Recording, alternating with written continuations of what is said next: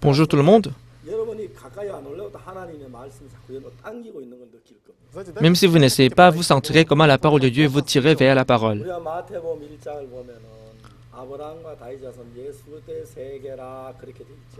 Quand on voit Matthieu chapitre 1, la généalogie de Jésus-Christ, fils de David, fils d'Abraham. Ensuite, la Bible dit, Abraham engendra Isaac, Isaac engendra Jacob,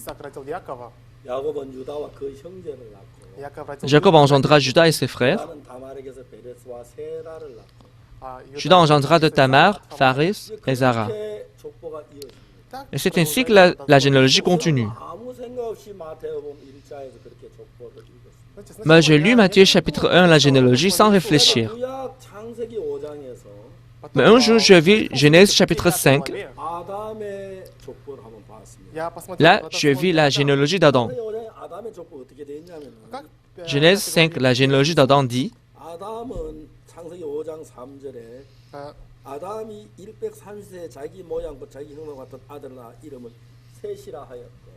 Adam, âgé de 130 ans, engendra un fils à sa ressemblance selon son image et lui donna le nom de Seth.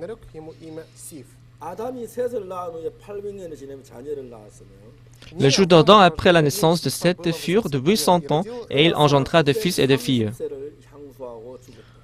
Tous les jours qu'Adam vécut furent de 930 ans, puis il mourut.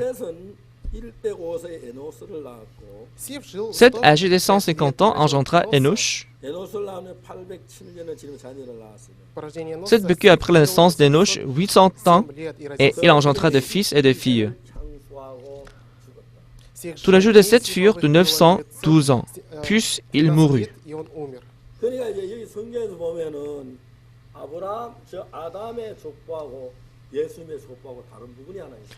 Donc ici, quand on va à la généalogie d'Adam et à la généalogie de Jésus-Christ, on voit une différence.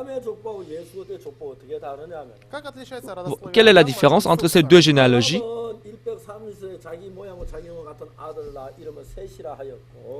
Adam, âgé de 130 ans, engendra un fils à sa ressemblance selon son image et il lui donna le nom de Seth. Les jours d'Adam après la naissance de Seth furent de 800 ans et il engendra des fils et des filles. Tous les jours d'Adam vécut furent de 930 ans, puis il mourut. Donc quand on va à la généalogie d'Adam, Adam il a engendré les fils et des filles. À tel âge, il est mort.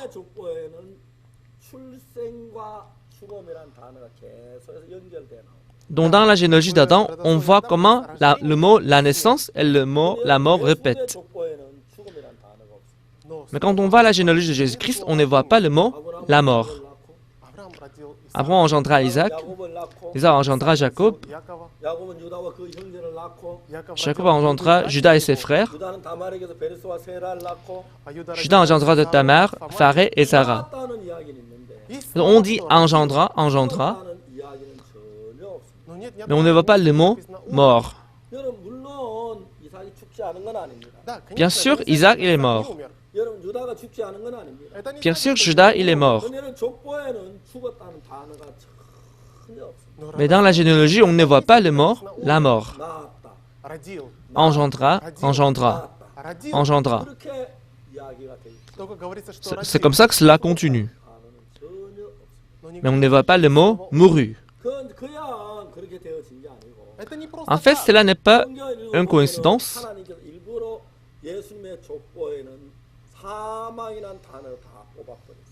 Mais volontairement, Dieu n'a pas mis le mot la mort dans la généalogie de Jésus-Christ. Quand la mort est dans le plein vie, quand il voit Jésus-Christ, ils furent. Vous savez?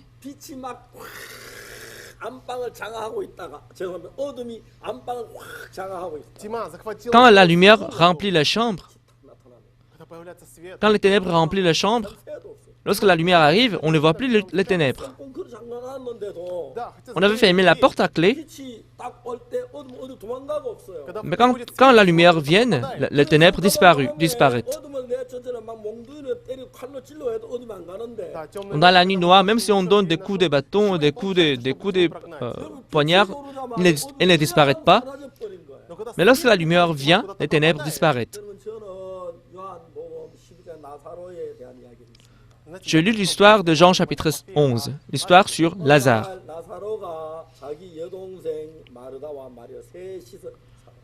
Un jour, Lazare, il vivait avec ses sœurs Marie et Marthe.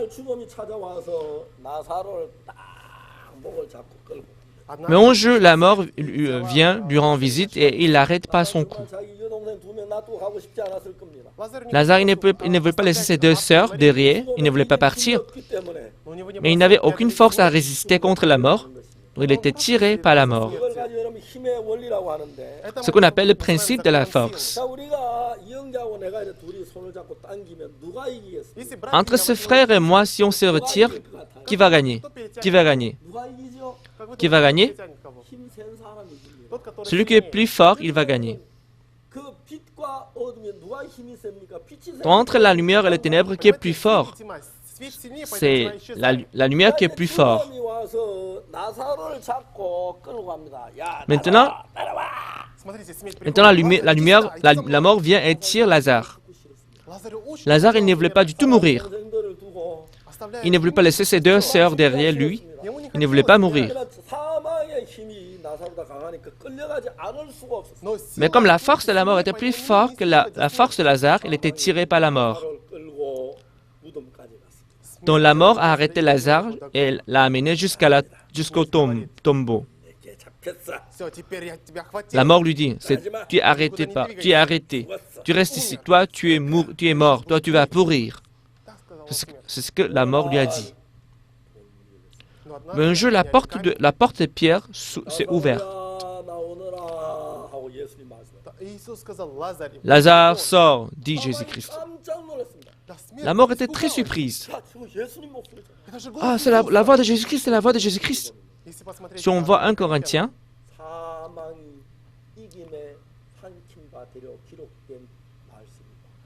la parole dit, la mort a été engloutie dans la victoire.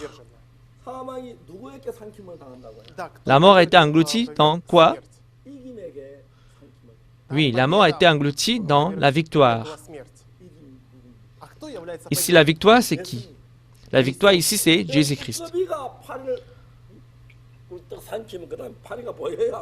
Comme le crapaud qui engloutit une mouche, est-ce qu'on voit encore la mouche? Non, on ne voit pas du tout la mouche. Oui, ainsi, lorsque Jésus-Christ engloutit la mort, on ne voit plus la mort. Donc la mort, elle a peur de Jésus-Christ. Jusqu'à maintenant, la mort a arrêté Lazare, disant, c'est moi qui t'ai arrêté, toi tu vas rester ici. Donc c'est la mort qui l'a arrêté. Lazare sort. Quand elle a entendu cette voix, c'est la voix de Jésus-Christ. Ah, je peur, vas-y, sors. Donc Lazare, il était mort, mais il est délivré de la mort. Donc la mort, elle a peur de qui? Elle a peur de Jésus-Christ le plus. N'est-ce pas? Oui.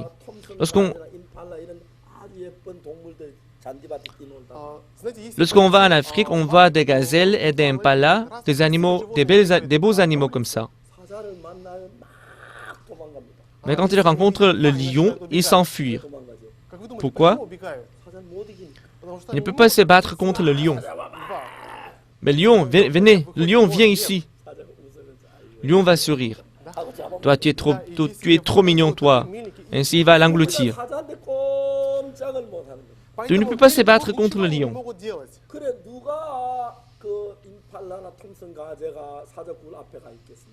Donc, il n'y a aucune gazelle, aucun impala qui va aller attendre devant le lion. Ils vont s'enfuir loin de lion.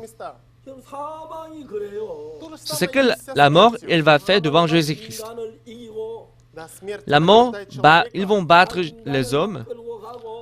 Ils vont tirer et draguer les hommes. Donc devant la mort, les hommes, ils sont incapables de réagir. Ils veulent se libérer de là, mais ils ne peuvent pas. Comme sur la télé, on voit le jungle.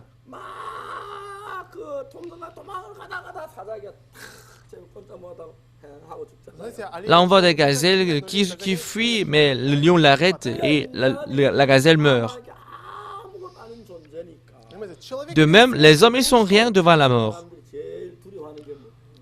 Donc, ce dont les hommes, ils ont peur de plus, c'est quoi? C'est la mort. N'est-ce pas?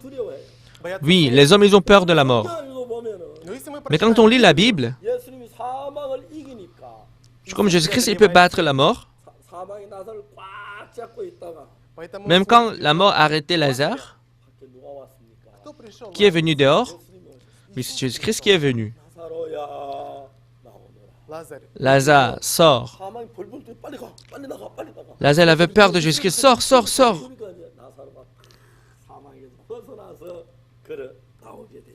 C'est ainsi que Lazare était libéré de la mort. Il est sorti de la mort. C'est l'histoire de Jean chapitre 11 où Lazare, il est vécu de la mort.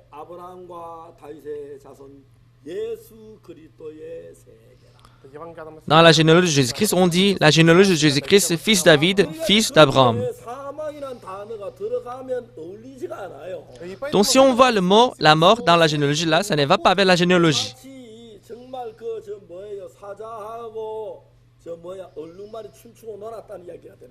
C'est la même chose qu'un zèbre et un lion qui dansent ensemble. Donc ça n'a aucun sens. Pourquoi? Parce qu'un zèbre ne danse pas avec un lion, mais il a peur du lion. Ils ne peuvent pas demeurer ensemble. De même, la mort ne peut pas s'approcher de Jésus-Christ. Donc elle va s'enfuir loin et loin de Jésus-Christ. Voilà pourquoi dans la généalogie de Jésus-Christ, dans Matthieu chapitre 1, on ne voit pas le mot « la mort ». Par contre, quand on va Genèse chapitre 5, dans la généalogie d'Adam, on voit la mort. Il mourut, il mourut, il mourut, il mourut. Qu'est-ce que la Bible veut nous apprendre? Si vous appartenez à Jésus-Christ, si vous devenez un avec Jésus-Christ, si vous vivez avec Jésus-Christ, qu'est-ce que Jésus-Christ il a dit? Je suis la résurrection et la vie. Celui qui croit en moi vivra quand il serait mort. Oui, si nous entrons en Jésus-Christ, nous ne pourrons jamais voir la mort. Oui, c'est vrai que nous allons quitter de ce monde, mais ce n'est pas la mort. C'est le processus par lequel on doit passer en vue d'entrer dans le monde le plus spirituel.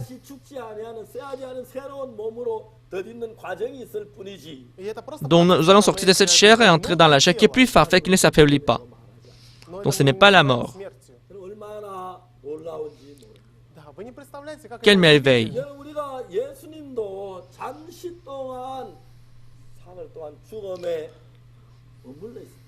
Oui, Jésus-Christ lui aussi, pendant 3 jours, il demeurait dans la mort.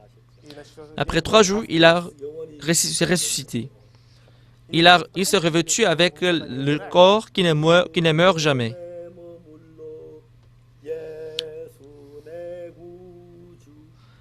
Restant dans le tombeau, Seigneur Jésus-Christ, il attendait l'aube.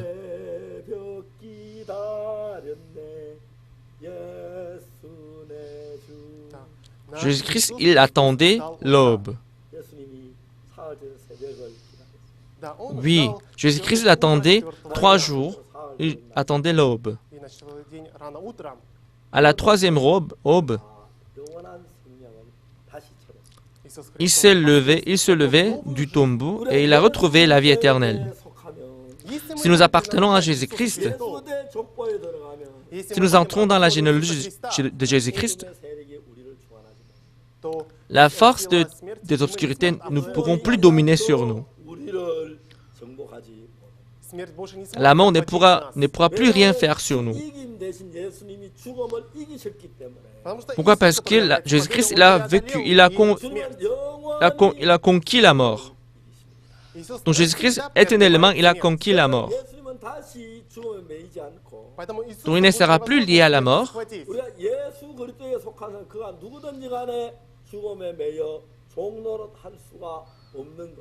Si nous entrons en Jésus-Christ, on ne pourra plus jouer l'esclavage de Satan. En fait, la plupart des mondes, ils ont peur de la mort. Moi aussi, une fois, j'ai failli mourir. Quand ma grand-mère elle est décédée, quand elle est décédée, on a célébré les obsèques de ma grande-mère. Et on est rentré de là.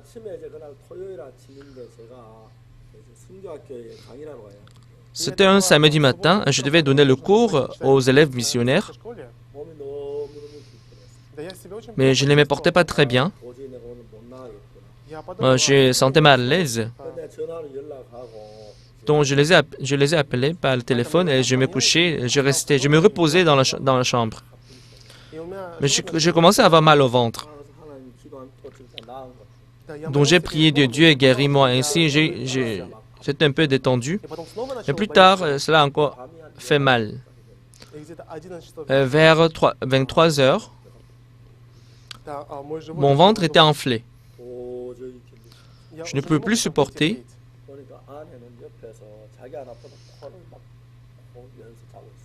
Mais ma femme à côté de moi, elle ronflait même, elle bien dormait à côté de moi. Je l'ai réveillée. Chérie, mon ventre me fait très mal. Envoie-moi une ambulance, moi je vais aller à l'hôpital. Tombe pas l'ambulance, moi je suis parti à l'hôpital vers minuit. Quand je suis parti à l'hôpital, quand j'ai pris la radio, j'ai vu comment mes intestins étaient emmêlés. Et donc ainsi, le docteur il a mis le tube dans mon nez et mon ventre a commencé à gonfler. Et de l'eau a commencé à sortir du tube qu'ils ont mis dans mon nez.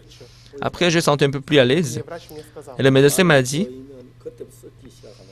comme quand les intestins sont emmêlés, ils ont commencé à pourrir à partir du moment-là. Donc, dans 24 heures, vous allez mourir, il m'a dit. Il faut que nous faisions l'opération aussitôt que possible. Donc, ils m'ont déplacé au département de chirurgie.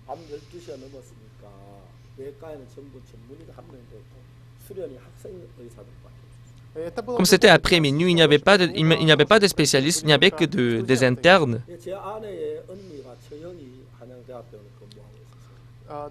Comme ma belle-sœur, elle travaillait dans l'hôpital, là où on était. Ma femme, elle a appelé sa grande sœur, qu'il devait m'opérer. Donc, ma belle-sœur, elle lui a demandé qui était le spécialiste qui allait l'opérer. Et ma femme lui a dit il n'y avait pas de spécialiste. Et ma belle-sœur lui a dit d'attendre un peu. Et le lendemain, elle m'a dit qu'elle allait appeler les spécialistes. Donc, on attendait les spécialistes. Donc, moi, j'étais couché sur le lit. Et j'ai ouvert mes yeux.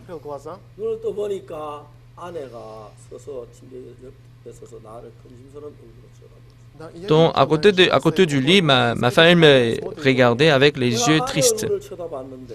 Quand je regardais le visage de ma femme, quelque chose de bizarre a commencé à se passer. J'ai commencé à perdre la vue et le visage de ma femme est devenu bizarre. Mais pourquoi je vois de façon bizarre? Ma conscience était claire. J'ai mis toute ma force en vue d'éteigner ma conscience. J'ai mis toute ma force. Mais petit à petit, j'ai commencé à perdre la conscience et j'ai commencé à même perdre la vue. Là, j'ai compris que moi, je mourais. Moi, je suis en train de mourir maintenant. Si je meurs, qu'est-ce qui va se passer? Je pensais comme ça. Je suis en train de mourir maintenant. Mais si je meurs, qu'est-ce qui va m'arriver? À cette pensée, je me suis rappelé du fait que Jésus-Christ, grâce au sang de Jésus-Christ qui est versé sur la croix, tous mes péchés sont lavés blancs comme la neige. Oui, mes péchés sont tous lavés. Malgré le fait que je n'ai rien fait,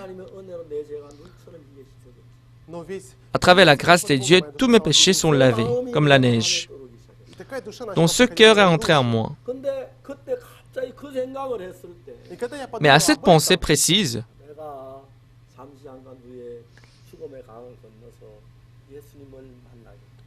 dans quelques temps, moi, je vais traverser le fleuve de la mort et moi, je vais rencontrer Jésus-Christ.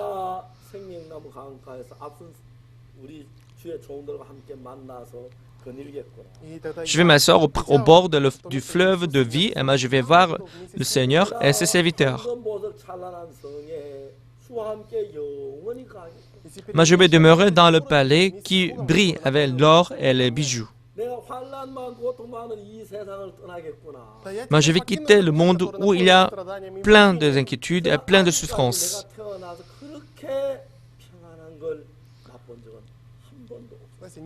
Pas même une fois dans ma vie, je y ai goûté ces genres de paix en moi. J'ai l'impression que toute la paix qui restait, qui existait sur la terre, me couvrait. Donc j'étais tout content et tout heureux.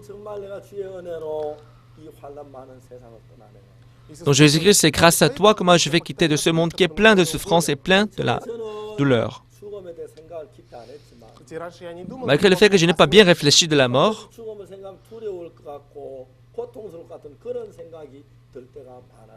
de temps en temps, quand je pense à la mort, j'avais l'impression que moi j'aurais peur, je ne sentirais pas bien. Et le jour-là, quand je me suis dit que moi je vais me tenir devant la mort, tout à coup, je suis devenu tout content. Et je n'ai jamais eu à goûter ces genres de paix en moi. J'étais tout joyeux en moi. Ah, je suis très heureux. Ah, je suis très joyeux. J'étais content et je me réjouissais en ce moment. J'étais couché dans le lit. Mais là, quelque chose de bizarre s'est passé. Sous la couette, j'ai suivi le bruit. Le gaz qui était dans mon ventre est sorti. Le médecin m'avait dit, mais c'est possible que tes intestins se défèrent par hasard. Si les intestins se défèrent par hasard, le gaz sort. Si le gaz sort, ce n'est pas nécessaire de l'opération. Ah, le gaz est sorti. J'ai appelé ma femme. Chérie, tout à l'heure, le gaz est sorti. C'est vrai? Médecin!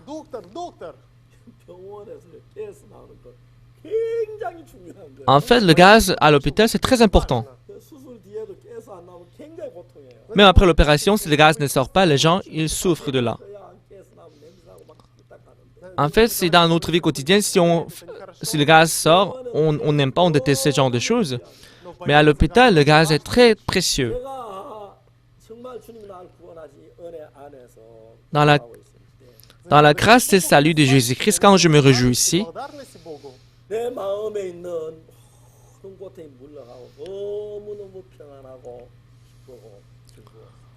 Toute la souffrance qui était en moi a disparu et j'étais joyeux et c'était tout paisible.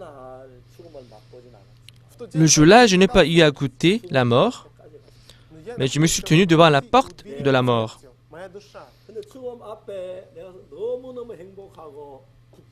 Mais mon cœur était heureux et tout paisible, même devant la mort.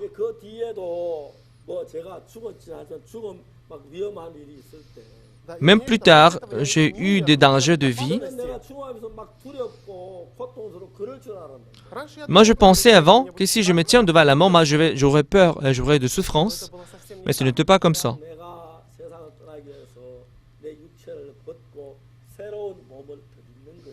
Mais avant que je ne quitte le monde, moi, je enlève ce chair et je me revête avec un nouveau corps. Dans la généalogie d'Adam, on voit la mort qui suit tout le monde. Mais lorsqu'on entre dans la généalogie de Jésus-Christ, quand on entre dans la grâce de Jésus-Christ, quand on entre dans la bénédiction de Jésus-Christ, on ne voit jamais la mort. C'est pourquoi on croit en Jésus-Christ. Bien-aimés, gardez la parole de Jésus en vous. Et si vous unissez avec le cœur de Jésus-Christ, si vous acceptez la parole de Jésus-Christ en vous, si vous acceptez la rémission du péché, vous pourrez vous appartenir à Jésus-Christ. Et la mort ne sera plus la mort en ce moment-là. Mais ce sera plutôt une gloire. Aujourd'hui, dans la généalogie de Jésus-Christ, on ne voit pas la mort. Dans votre vie aussi, moi, j'espère que vous n'aurez pas la mort. On va continuer à la prochaine fois. Bonne journée.